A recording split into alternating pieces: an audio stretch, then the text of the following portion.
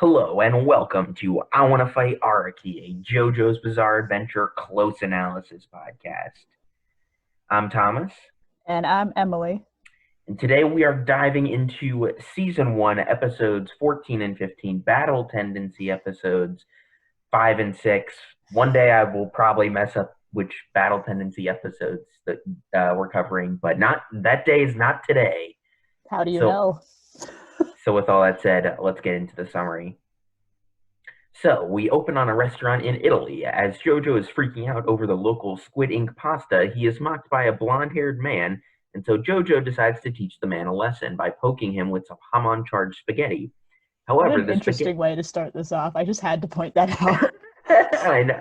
Hey, that's how it starts It's so with much it's generic so Italian much music. it's so much more of a generic way to why did I say generic? That was not the word I was going for. So much of a more random way to start off a summary. Okay, continue. It is. So he tries to poke him with some hamon-charged spaghetti. However, the spaghetti is reflected by the blonde man and cuts through Jojo's wine glass. Just then, a waiter brings a call to the blonde man from Speedwagon, referring to the blonde man as Mr. Zappelli, the man Jojo and Speedwagon have been searching for. At the Speedwagon Foundation, Speedwagon examines the progress on finding ways to kill Santana, and even though Santana is still petrified under UV lights, his body is still defending itself, as it also petrifies a snake.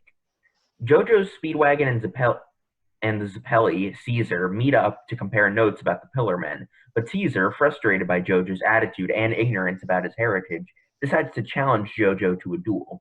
Caesar in the fight displays a special technique of his own design, the Hamon bubble launcher. Caesar explains that all of his clothing is covered in a thin layer of soap, and, once the soap is charged with Hamon, it can be used to make concussive blasts out of bubbles. He uses that technique as well as charging a woman with Hamon, manipulating her muscle movements to defeat Jojo. But just as Caesar believes he has won, a Hamon-charged pigeon flies out of the woman's mouth, knocking Caesar to the ground and ending the battle in a draw. Later, Caesar explains that he has a contact in the Nazi division that are currently guarding the location of the Pillar Men, and that this contact, Caesar's friend named Mark, will help get the trio inside to examine the Pillar Men. Meanwhile, the Nazis guarding the Pillar Men are surprised to discover that a hole has opened up in the forehead of one of the Pillar Men, and upon examination, a massive horn appears out of the hole and slaughters the Nazi forces. This gives the Pillar Men a chance to escape their petrification, revealing their names to be Wamu, AC/DC, and Cars. As they examine the room, the Pillar Men also reveal that they are looking for something called the Red Stone of Aja, an artifact formerly held by the Roman Empire that will need to be placed inside a special stone mask. Jojo and crew enter the underground room where the Pillar Men await and discover the Nazi forces drained of everything and merely existing as rubbery shells. Mark, wanting revenge for his fallen comrades, pursues the Pillar Men, but Wamu, merely brushing past Mark, is able to rip him in half. Mark, in his dying moments, asks Caesar to tell his fiancée what happened and to kill Mark, which Caesar does after he prepares to face the Pillar Men. Caesar unleashes his Hamon bubble launcher on Wamu, but Wamu effortlessly destroys the bubbles using his anti-Hamon wires attached to his head. Using his power over wind, he is able to inflict various slashes onto Caesar's face and stabs him through the throat in such a way that will not kill him. Wamu tells Caesar that Caesar is not worthy to be faced and that he should get stronger if he wishes to face him. Caesar, unable to fight any longer, is replaced by Jojo in the fight. Jojo decides to show off his new technique using Hamon-infused clackers. He begins spinning them, but accidentally bonks himself on the head. Still, Jojo presses on and throws a clacker at Wamu, which Wamu dodges, resulting in the clacker being embedded in the wall. Wamu is about to write Jojo off, but is shocked when seemingly Jojo makes the clackers in his hands disappear. Jojo reveals that the clackers were hidden behind his back and unleashes a volley of them on Wamu, which he all dodges, by altering his skeleton like Santana. Wamu, amused by Jojo's antics, decides to give Jojo 1 minute to fight, slitting Jojo's wrist to use as a timer. Just as Wamu agrees to this, however, the clackers embedded in the wall are revealed to not only still contain Hamon, but have been building up speed and come flying back to Jojo, tearing a hole in Wamu's head in the process.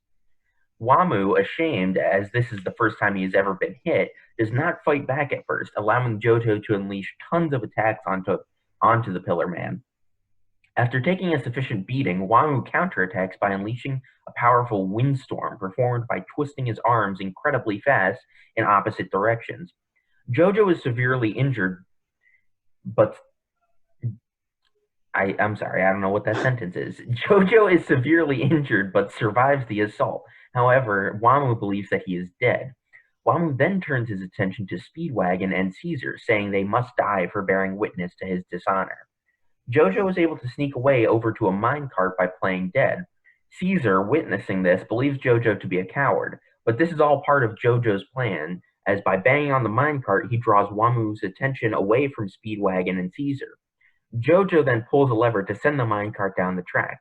Jojo's last-ditch plan involves waiting till a stick of dynamite blows up and then sending the minecart flying, but Wamu outfoxes Jojo and sends the cart flying early. Just as Wamu is about to kill Jojo, Jojo plays on Wamu's honor. He tells Wamu that there would be no honor in killing Jojo now as a Hamon amateur, and that he should give Jojo 1 month to train.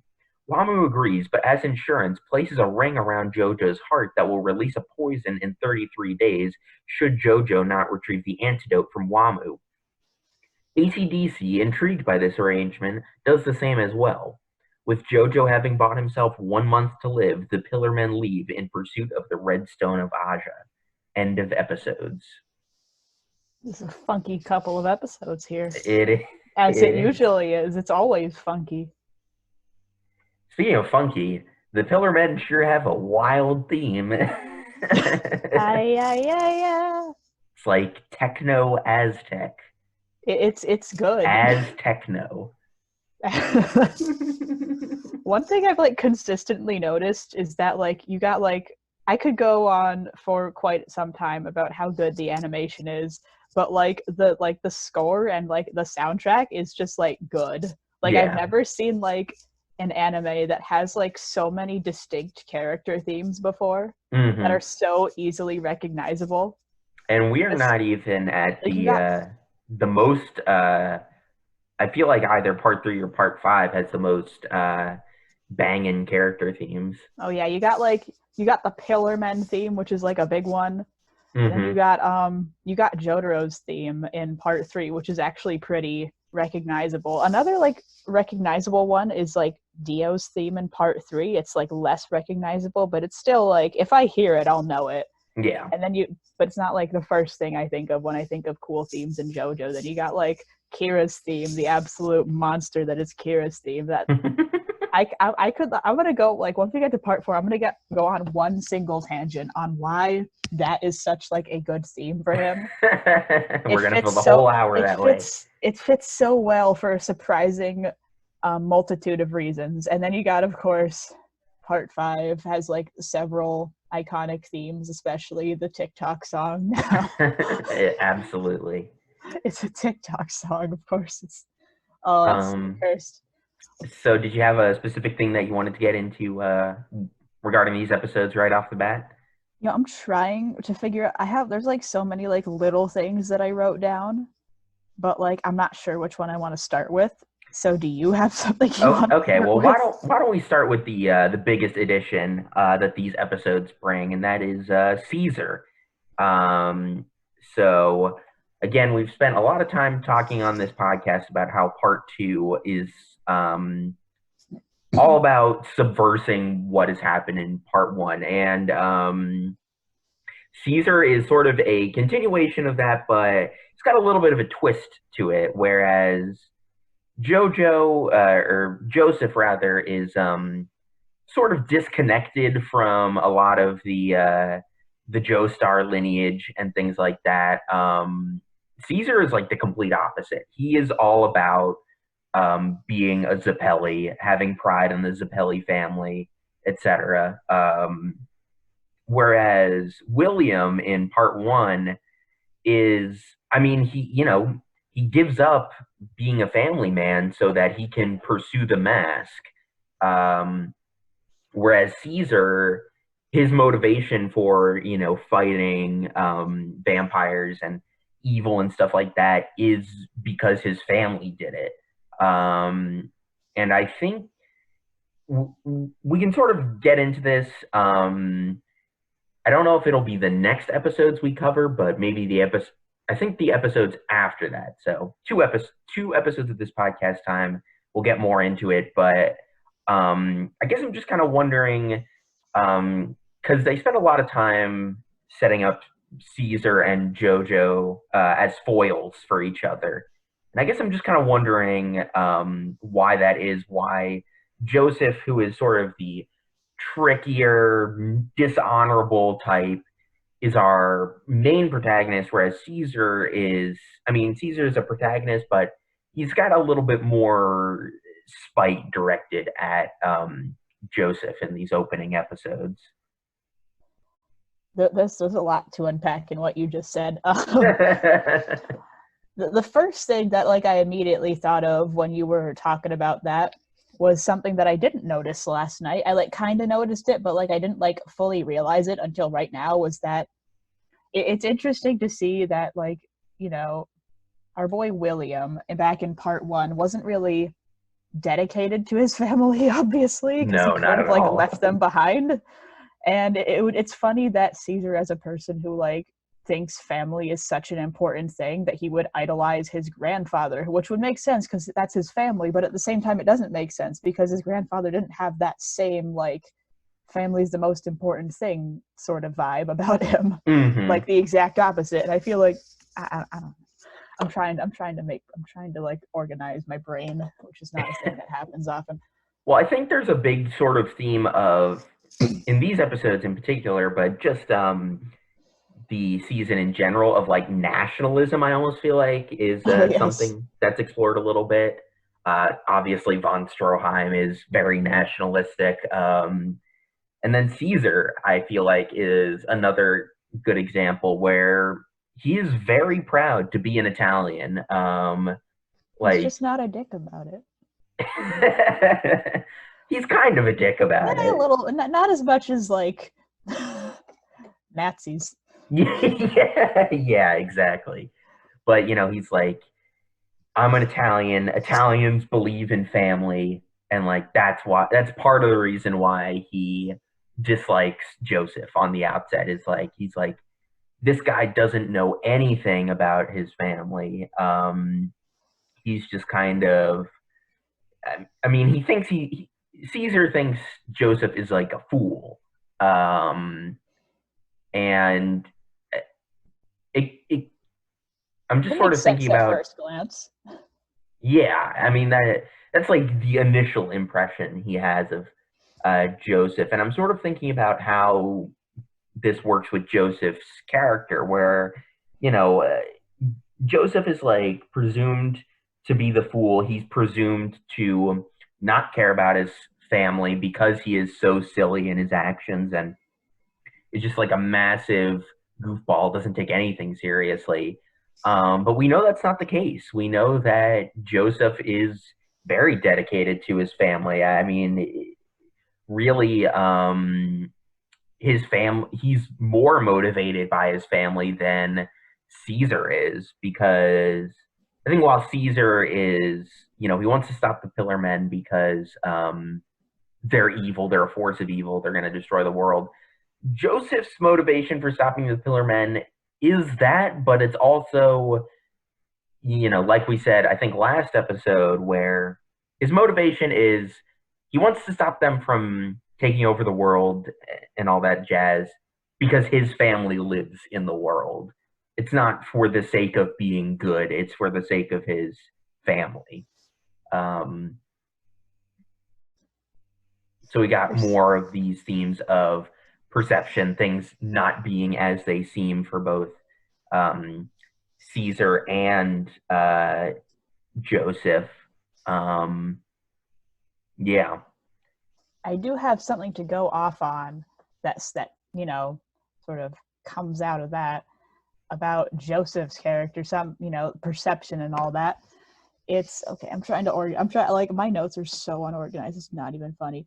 Okay, so I find it interesting how we all know Joseph is like a very smart dude, and it's shown like throughout these two episodes how he specifically puts up a farce of being like an idiot to get his enemies off guard, Mhm. to like specifically weaken them and thinks to make them think that he's stupid so he can take them down afterwards more easily. And it's interesting. I don't know why this like came to me. It's interesting why he doesn't like, he ends up not as the kind of person who like he's not, he feels egotistical but he's like not. And it's kind of interesting because he feel, you know, the vibe that he gives off is someone who's very like egotistical, but he really isn't, because he just doesn't care about how people perceive him.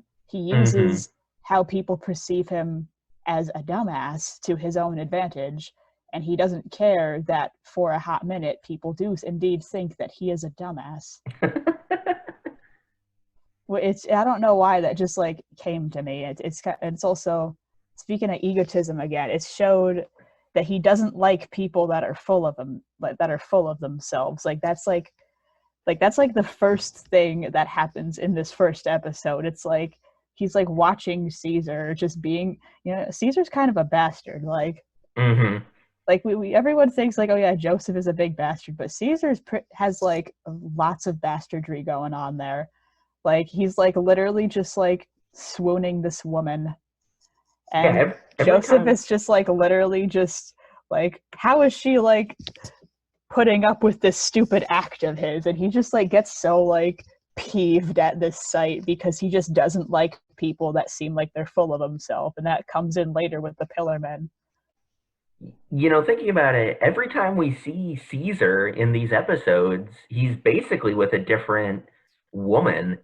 He's a Um, bastard. yeah, and I think like Caesar, I mean, in terms of like, I don't know, we're gonna talk a lot more on like the theme on like sexism in this part a bit later down the road, but I think like Caesar is like one of the more explicitly sexist characters.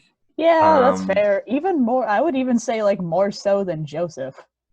Definitely, yeah. I mean, and Like, that's sort of because what I was Joseph is getting like, at. how is like she putting up with this stupid thing that he's doing? Like, he's like, this guy is obviously a fake. He's not this cool, and but he's acting like it. And he just like, it pissed him off so much that he had to throw spaghetti at him. It's almost like um, it's kind of like an interesting contrast where we talk a lot about Joseph playing the part of the fool, even though he's not dumb. But like once he sees someone else playing or pretending or whatever, like he sees Caesar sort of playing this role as like the heartthrob or just like he's incredibly charming or whatever, like that pisses him off, like, which I think is kind of interesting. It's almost a little hypocritical in a way of Joseph, that like he can pretend to be someone he's not, but when someone else sort of puts on that kind of act is when he has a problem with it. It's that, once again, I'm trying to figure out exactly what this means, because I feel like most of the stuff that happens in these two episodes are things that like I can explain, but like I can't exactly explain what they mean, if you get what I'm saying. Yeah, I know. It's I like mean, he's these episodes are kind of hypocritical. they're critical and they're weird compared to the rest of them, where They're like more subtle.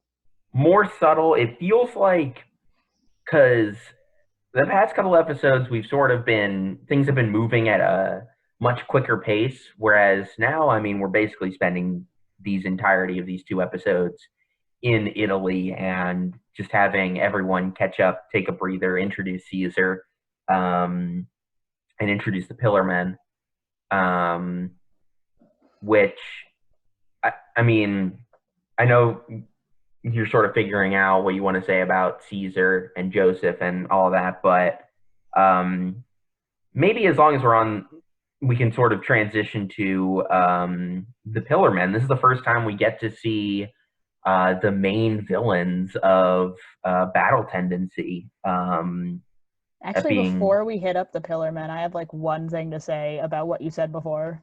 absolutely go for So it. you, so when you mentioned before, back to the good old thing that we're probably going to make a whole entire episode about, the sexism TM. Oh boy, spicy. How about that?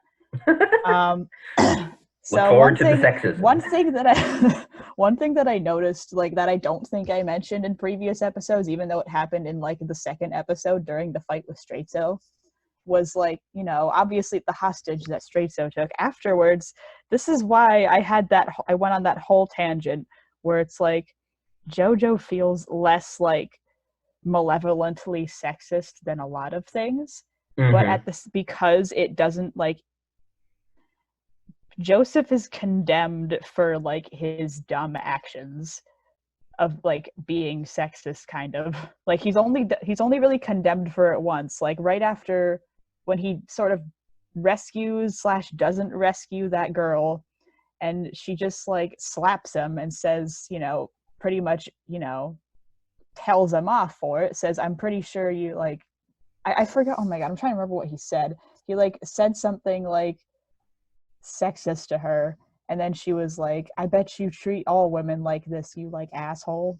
Yeah, he says like He's I like, wouldn't save you even if we were married or something like that. I thought it was something else. There was like several things that he said. He also says, "Shut up, or I'll have to make out with you." There was that lovely line, and it's just like, none of his like assholish behavior is really like shown to be a good thing.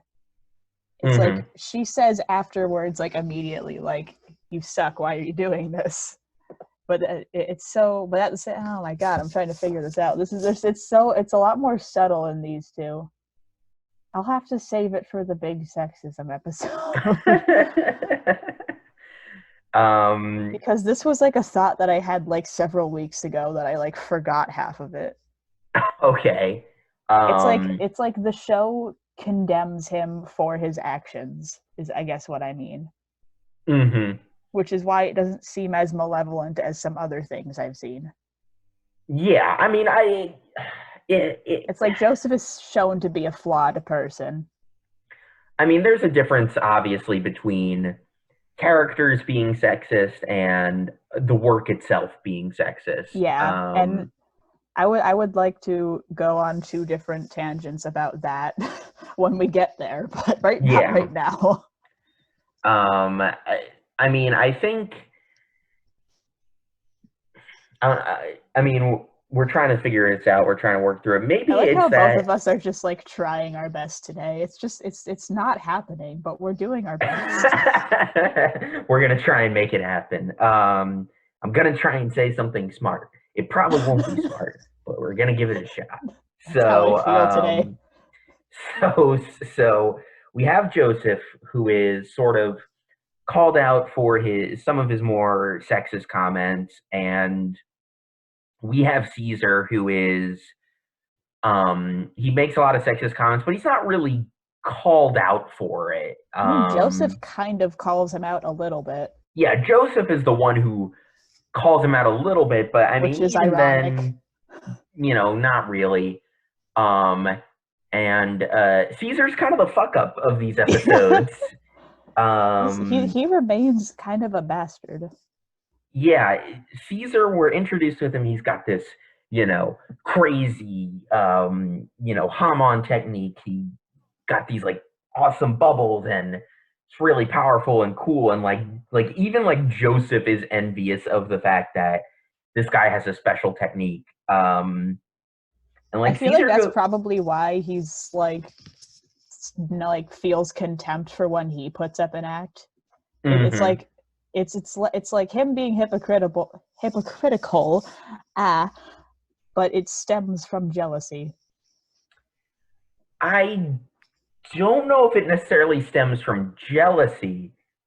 Maybe you might be right, but I guess just continue down this road. I so like Caesar does all these things. We see him being sexist. We see him with the Haman bubble launcher, and he goes down really quick to Wamu. I mean, like 2 seconds and he is out. Because despite the fact that he's a bastard, he has not yet reached the true level 100 bastard that Joseph is, where he has like where he just screws with people so much. Maybe it's that Caesar is sort of uncompromising, whereas Joseph is willing to sort of compromise. Like Caesar is all about honor, and he wants to avenge Mark. Joseph has no honor.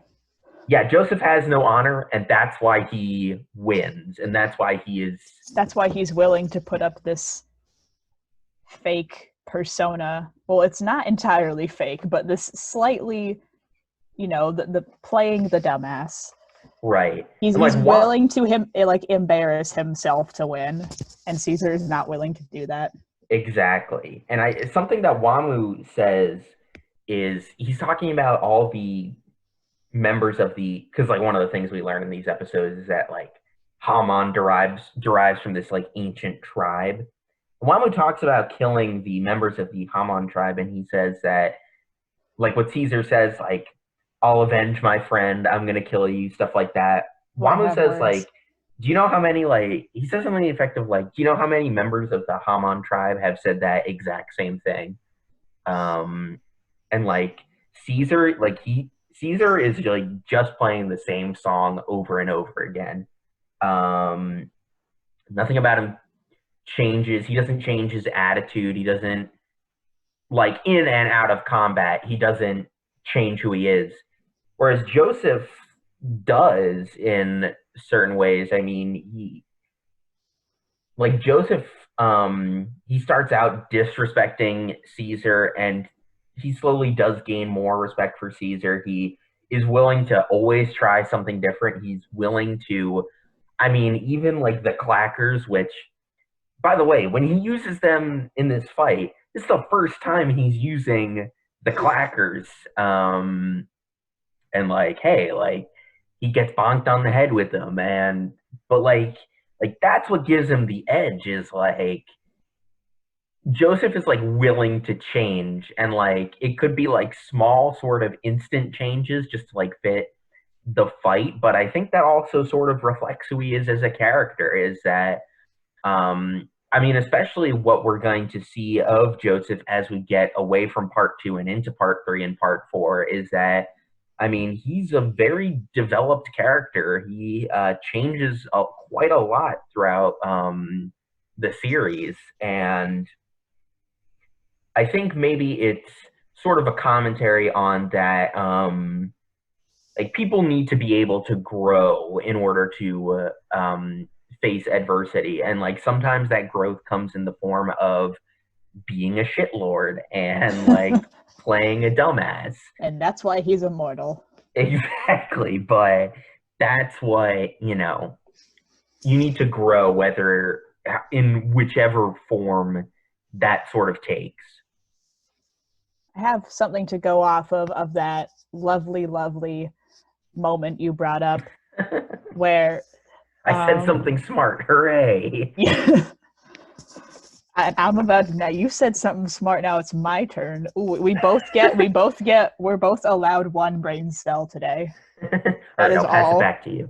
All right. We're sharing one. We're sharing like 1/3 of a brain cell today. Okay, now it's my turn.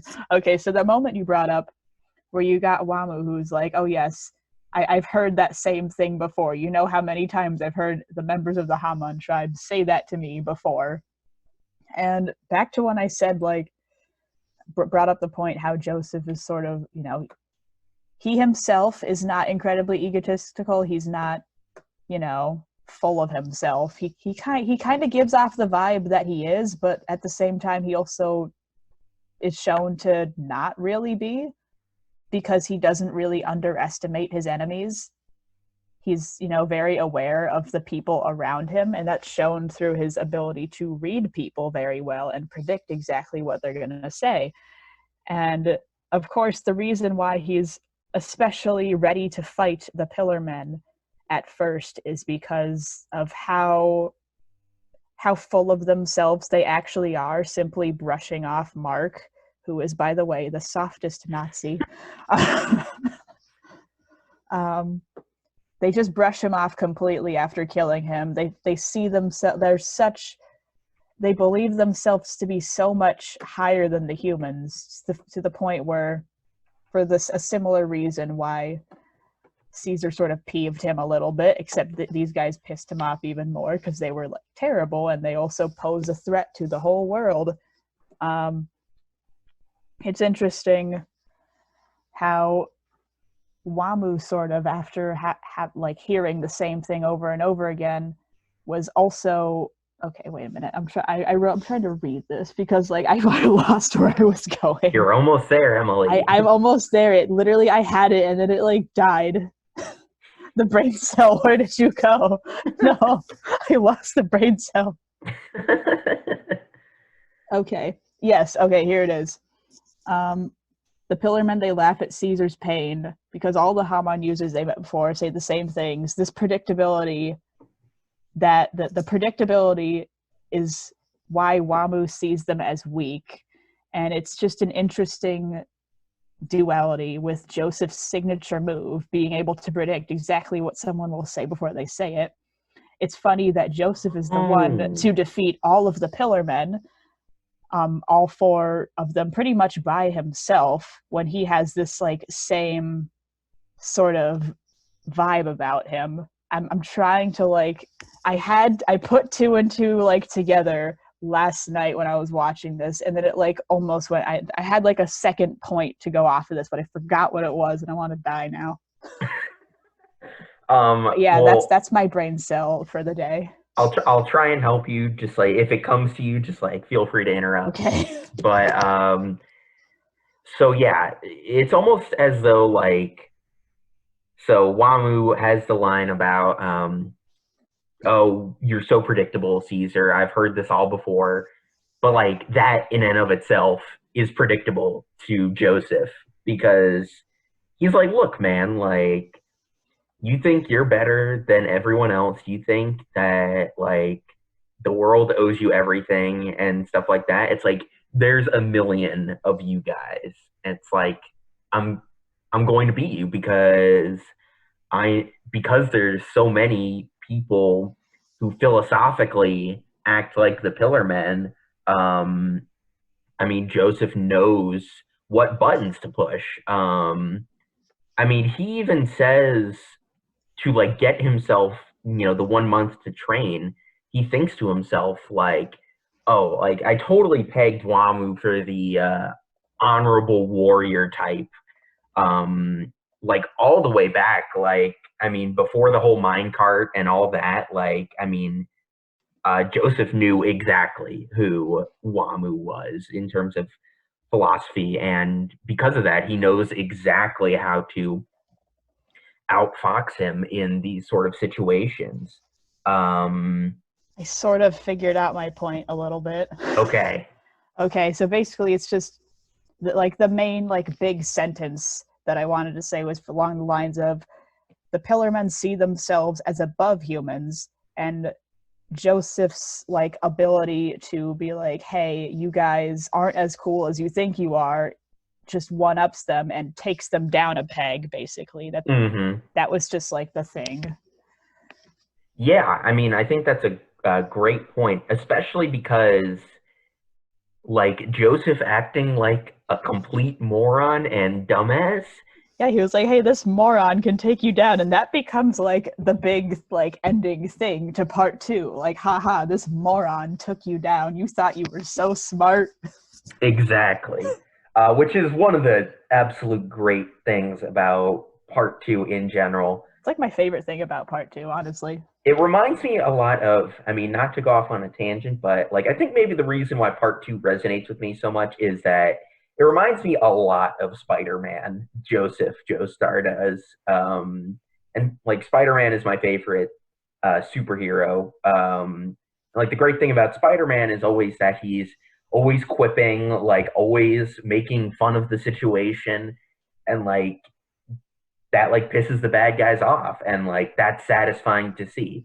I mean, just the fact that like you think about how powerful Wamu is, Wamu, who, by the way, is the weakest of these three pillar men and is still, Mondo strong. The weakest And yet the best. Joseph is the first person ever to hit him and do serious damage to him. And why is that? Because he acts like a dumbass. And that, I mean, that's just awesome. It's very satisfying to see, I feel like. It is very good. It's the same sort of vibe. Once again, the Odyssey, my boy Odysseus. It's the same sort of vibe where my man takes down the Cyclops. He was just like, hey, you thought you were so tough, but because I use my brain cells and act like a bastard and a dumbass sometimes, that I was able to screw you over. And I Like, think, literally, the only thing I was thinking of was that the whole part when Odysseus was fighting the Cyclops. Like, that's what it felt like to me. yeah, I mean, that's actually a really good comparison because, especially because the Pillar Men are like, I mean, they are sort of gods in a way. Like, they are just seemingly unstoppable creatures, even, without the Redstone of Aja. They're like the homunculi in Full Metal Alchemist, except instead of each one of them having only one cool power, like the ultimate spear and the ultimate shield, they have all 7 of them at once. And they're all pride because they're all assholes. They can't um, control shadows though, and they can't shapeshift. Actually, no, cars can shapeshift a little bit. Uh, they um, could. I bet they could shapeshift because they could do all that really weird body horror shenanigans, and not to mention, Cars was like, "I'm gonna turn my hand into a squirrel." I'm gonna be honest. Full I Metal forgot about the Alchemist. squirrel bit, but yeah, I remember The now. squirrel bit is terrifying. It's hilarious too. I also wanted to comment again on the dub being fantastic because once again I'm going like every episode back and forth sub and dub, and I happened to watch the one episode in the dub where he introduces the clackers and he hits himself on the head, and like I swear to God, I need to know who that guy's name is who plays Joseph because he's so good. He does it so well. And then like one of my favorite lines that I wrote down here, like, my man is in over his head. He's not well trained, yet he's still trying his very best, as Speedwagon points out. And he was just like, why is nobody taking my little metal balls Yes, seriously? I love that line. And it's like the way that like the actor like says the line, sort of like he says it in this snarky way where it's like, yeah, he knows what that implies, and he knows that that statement was hilarious, and that's why he said it. Oh man. Yeah, so let's see. Is there any other serious stuff you want to talk about, or do you want to get into the more silly stuff of these episodes?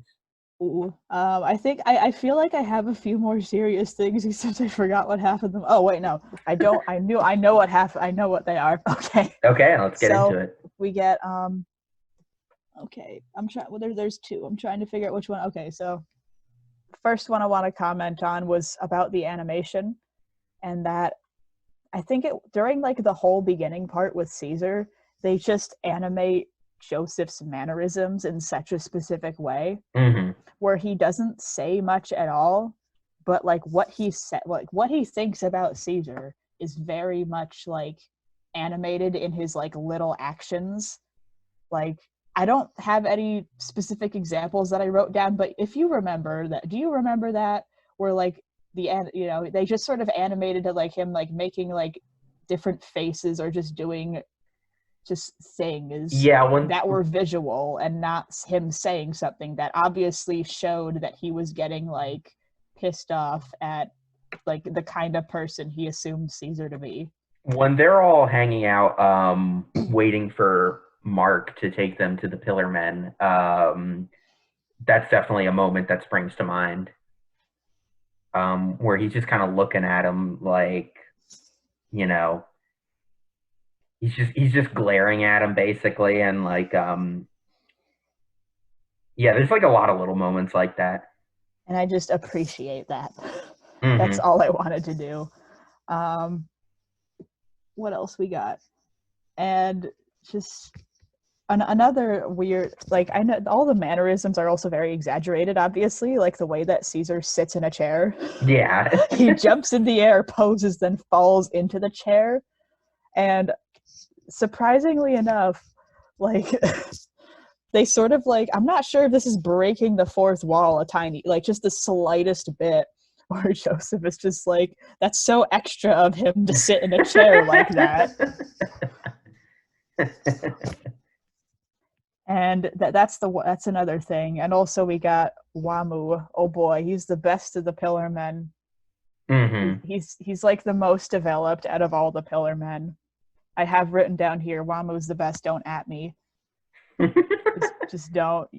Yeah, I mean, we actually get quite a nice bit of foreshadowing with Caesar's, or not Caesar, Wamu's warning to Caesar. Like he says, like become a warrior that I will. He says something like, "Become a warrior that it will be an honor to fight," and that happens. Yeah. So, It's interesting how, well, it's not hard for someone to read that he is like the honorable warrior type. It's hmm. just like the way he sees, like, compared to the rest of the Pillar Men, like he's very different. Like he has a softer vibe about him. He's not like an asshole. He's like, obviously he literally like kills like a couple of characters and Yeah. definitely thinks humans as lesser, but at the same time, once it is proven to him, he like he once he is proven to be wrong, he actually owns up to the fact that he was wrong. Hmm. And he's like for underestimating Joseph, he was like, I'll take this beating from you because I deserve it, because I underestimated you. He like is the only one of the Pillarmen that's like owns up to his own mistakes. And especially, it's in great contrast to the second Pillar Man fight that we're gonna see, where ACDC. I mean, I don't want to get too far ahead, but ACDC is a very different character Oh to yes, Wamu. ACDC's on crack. Yeah. I also um, relate to him in the weirdest way because of the whole because of the whole scene where he's just like fine, and suddenly he sobs, then he just like immediately stops and gets completely deadpans like, I feel better. That's something I do like at least like once a week. aw. It's not a sad thing, it's literally just like I vibe with that. All I was right. like, ACDC's calling me out over here. Fair enough. Um, yeah, It's like you so gotta die for a second, then suddenly you're like, I'm fine now. I just needed to do that. it does feel good to have a good cry every once in a Oh while. yes. Um, yeah, I think we covered most of the really silly stuff. Oh I no, kind of wanted I still have some silly stuff. I kind of wanted to briefly talk about Mark in these episodes. The softest Nazi. It feels a little bit uncomfortable this time around because I feel like with von Stroheim, even though I mean I really like his character, He was like, obviously he was portrayed to not be a good person. yeah, with Mark, it's He was like, yes, this person is morally gray, you know, he's like terrible, and it's very much shown that he's terrible, but at the same time it's like, yes, let's give him like an actual personality. yeah, von Stroheim is three-dimensional in the sense that he's a little bit on the grayer side. He has admirable qualities. He has not admirable qualities. Mark, who is a Nazi though, it feels just like so. I feel He's there's like not gray, he's portrayed to be a good person. yeah, which is Which is weird since he's a uncomfortable. Nazi. I mean, it's sort of a consequence of I feel like Araki, or at least the series in general, does this thing where it's like they characterize someone really heavily right before they die to like pull at the heartstrings more. Oh yeah, Um, because Mark was only there for like a hot minute. exactly. Yeah. And also Caesar's like, this Nazi is my best friend. Yeah, that's another part that's uncomfortable. It's like, yeah, Because I know Caesar World is War II. problematic. He's Italian, and Italy and Germany were allies at the time, but like still, like, Caesar is one of our protagonists, and it's a little weird that his best friend's a Nazi. Just saying. I have many silly things that I have written down, I just must say. Yeah, go for it. So they mentioned how the reason why Caesar can use his bubbles is because that he's constantly covered in a thin layer of soap. Yeah. It's just like, sir, why are you? How did he discover this? That's what I want to know. Just the He's a image of like, germaphobe. He just like he, he just loves like I can't even imagine being constantly covered in a thin layer of like soap. Like, sir, what are you? I get what you're trying to accomplish with your bubbles, but like at the same time, why? I just like the image of like every day before Caesar leaves the house, he's got to soap up all of his clothes. I Like mean, I that's would part of his not want to. daily routine.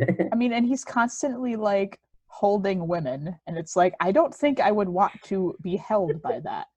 He's constantly I don't covered think I in even thought soap. about that. He's constantly, he's probably getting soapy residue all over everything. It's like, no, get away from me with your soap.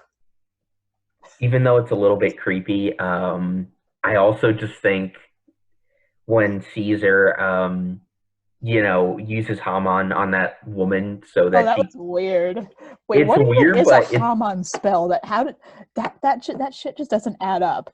Like, that's not a thing. That was never like a thing that was explained where you could like control someone's like mind and their muscles, because she wasn't saying anything. She was just doing the things. And I'm like, can Haman do that? They never said it could, and yeah, they I've never always do it sort of again.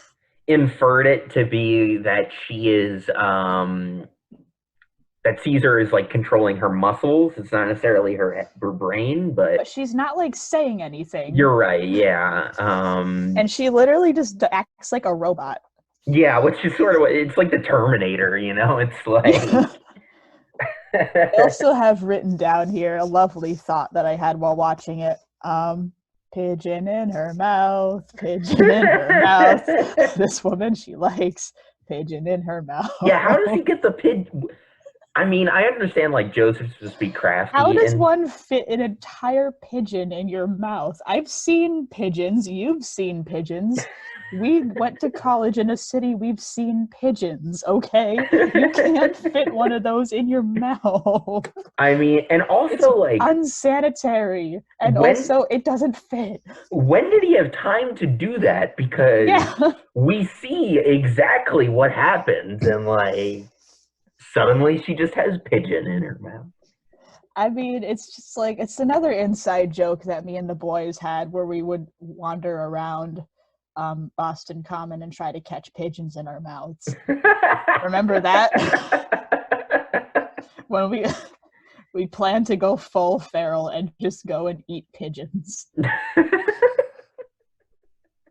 Also, one of the image of Joseph just feeding pigeons and just like him being covered in pigeons, I had flashbacks once again being in the lovely Boston land and just like seeing that one man that's always just covered in pigeons. Oh yeah, yeah, yeah.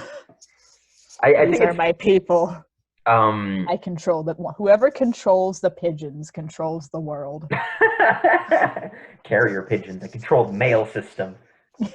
The bit where Joseph is surrounded by pigeons and he's making pigeon sounds, I think is hilarious. This is why Joseph is just the best. He's just like a shameless lord of shit. He really is. Also, another interesting thing I've written here, they mentioned that Wamu has this thing where he reflectively, like just reflexively attacks anyone that crosses his shadow. Yeah.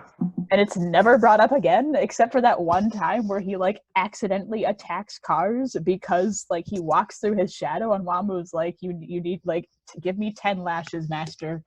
I think it does come up one other time, but that's it. That's it. I guess we'll find out. If memory serves me correctly, which it might not. But yeah, it's pretty weird It's that very random. It's exactly, yeah. It's super weird instinct that he has, but I guess that's what happens when you're a mostly naked Aztec sort of vampire. Yep. And there's just so many funny things that happen in part 2. You got Joseph playing possum like a bastard. Yeah, that's hilarious.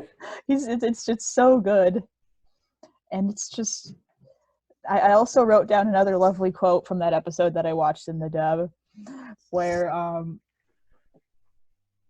trying to figure out like the exact context of it, where Wamu asks Joseph something, and then he says, "I'll tell you, but you're gonna have to say please first." Oh yeah. And that and just that little thing just pisses off Wamu so much. That's and when the like way Wamu's that about once to kill again him. the voice actor is so brilliant. The way that he says it, he's like, "I'll tell you if you want, but you're gonna have to say please first." It's just like it has such like a shitlord vibe to it. Oh man. All right. So, any last minute things we want to discuss? I'm trying to figure that out. Did we talk extensively about how Wamu, we sort of mentioned it, where Wamu thought that our boy Joseph was once again a dumbass and kind of a bad person. He was like, "How dare you abandon your people?" And then he was like, "No, I was actually the whole time just trying to draw you away from them." And I was like, I was like, yes, that was like an interesting moment. It was just a moment. That is a good moment, and that's sort of the first time. It was a very good moment. 10 out of 10, very good. And that's sort of the first time Caesar like starts to respect Joseph as well. He's like, oh, like maybe this Must guy protect actually. Speedweed. Yeah, exactly. He protects Speedwagon, protects Caesar. Like maybe he's not so bad. Maybe.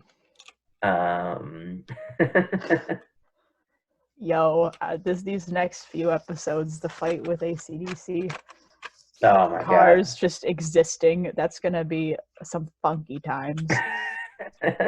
It certainly will. So I guess speaking of that, with all that said, I hope you guys enjoyed the episode. If you want to hear all the stupid, silly stuff that I talk about when I'm not on this podcast, you can follow me on Twitter at Thomas M. Brickman. You can also follow the other podcast where I also talk about stupid, silly stuff, but it's video games instead of JoJo. It's called Post Game Content. You can find that on YouTube in the end card, and you can also keep up with updates regarding that podcast at Post Game Con on Twitter. That's at Post Game CON. One day there will be a crossover. Yes, not if, when. Yes, playing some JoJo video games. Absolutely. So hyped for that. Do you have social media? Oh, I mean, yes. I do, in fact. On Twitter, I am at Emily Winkles. I post very silly things along with the various existential crises that I have every once in a while. It's like a very wide variety of things, and also every once in a while I go off on like a 4-tweet long review on a different anime that I get obsessed with every week. So there's that. And if you want to keep up with updates regarding this show, look at the awesome memes that Emily finds / has started making. Yes, I'm making memes now. I'm trying my best. Leave me alone. It was good. It was good. I made actually 3 whole memes. 3 memes. You can find those pages. It's at I Want to Fight Araki on Instagram and at I Want to Fight AR1 on Twitter. And with all that said, we'll see you guys next time for Season 1, episodes 16, 17, and 18. We're covering Are we 3 doing next time. 3? Battle Sensitive. Tendency episodes 7, 8, and 9. With all that said, we'll see you guys next time.